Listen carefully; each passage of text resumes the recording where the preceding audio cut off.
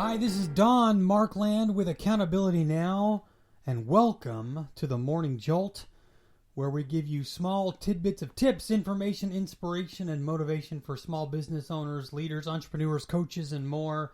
This is a tactical podcast all about making every day better today. Yesterday, I was having a late night coaching session with a client, and we were talking about a term I'm sure everyone is familiar with. The term is accountability. And it's amazing to me how many of us know what that term is, what that word accountability means, but we kind of struggle to define it in a real tangible way.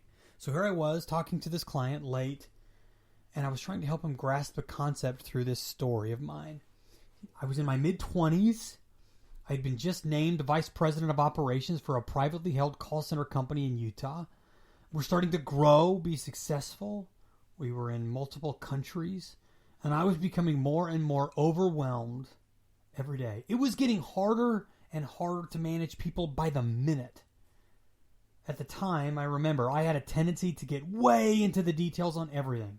I was a very poor delegator, and I set these enormous expectations on myself. Needless to say, I was stressed all the time.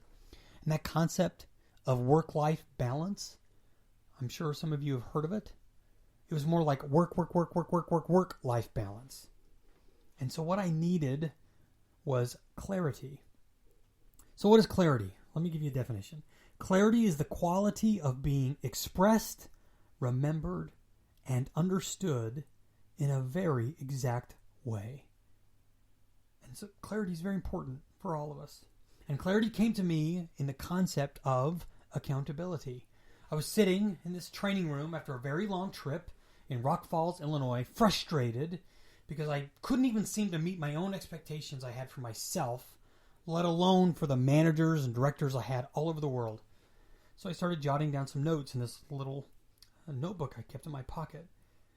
And I was reading a lot on self-development and personal management, and I started to create this model for myself all about accountability. And I started to realize what Bob Proctor taught, that accountability is the glue that ties commitment to the result. And the 4 C's of accountability was born. It became a part of my life, and I've continued to try to live them even today. The 4 C's have been featured on Forbes, Medium, television programs, radio, different podcasts. And more than that, I've watched them not only change my life, but so many more people.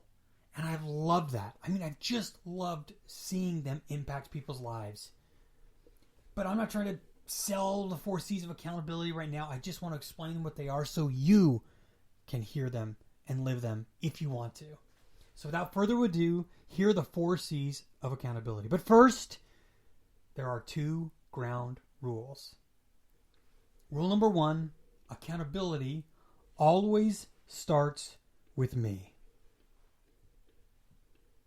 Always start looking at yourself first. You are not a victim and are in control. It really is your fault. Whatever the situation, focus on how did you cause this to happen, or how could you have prevented it. Change your mindset from blame to accountability. I'll give you an example. I want you to look at the universal currency of time. This ties us all together. President Trump to Barack Obama to myself to Taylor Swift to Idris Elba to anyone. The one thing we all have in common is time. We all have the same 24 hours in a day, 168 hours in a week. So there is no way to say to anyone, I don't have time, because we all share the exact same amount. So when we say that statement, it is not true. It's actually a lie we tell ourselves or others to make us feel better. It's a lie we tell ourselves to pass off accountability. When you live the 4 C's, it means you try to eliminate that statement. What it means when you say, I don't have time, what you're really trying to say is, and what you should say is, I chose to not make it a priority. That's a very different mindset. So, here's your practical.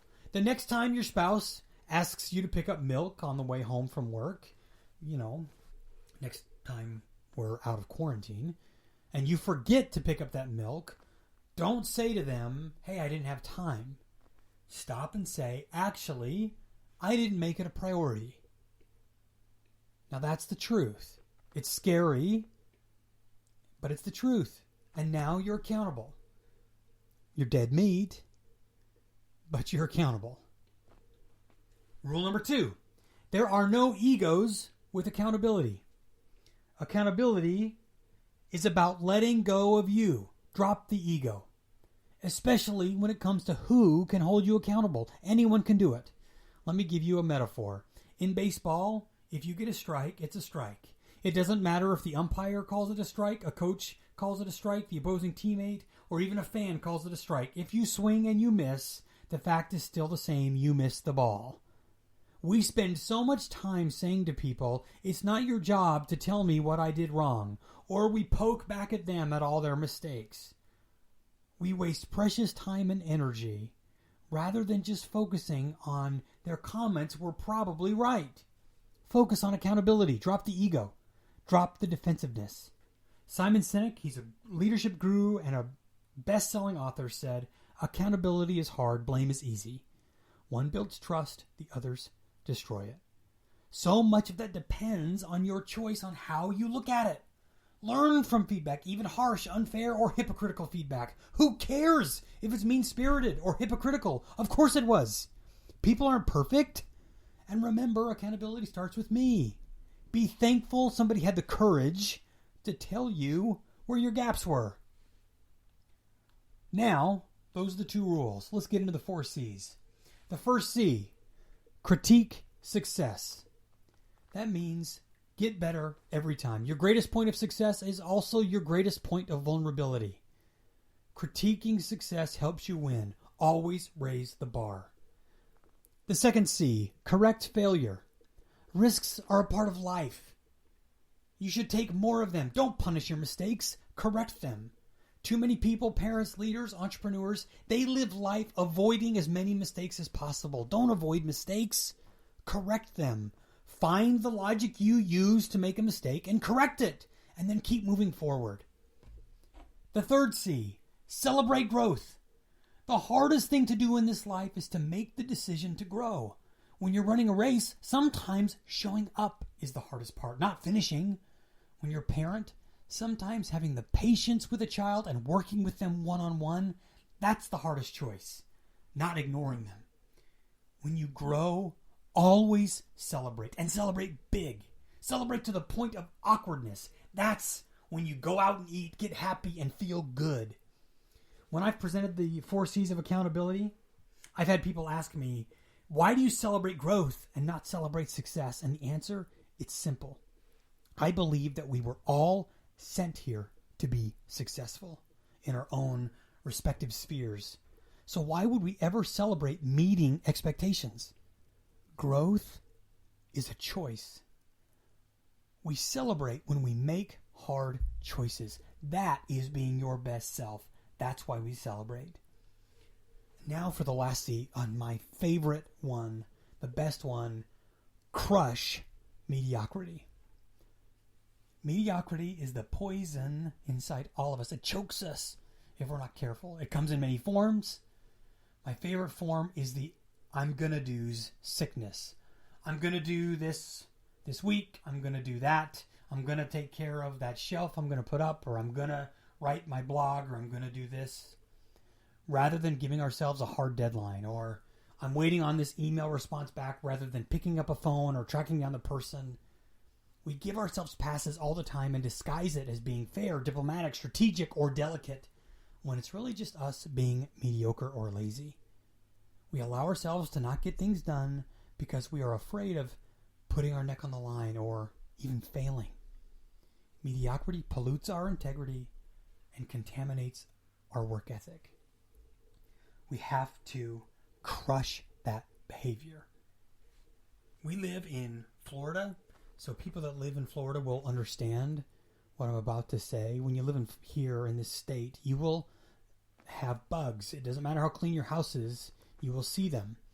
And every so often we run into big, fat, nasty cockroaches. And my amazing, beautiful wife hates cockroaches. And I mean hates them.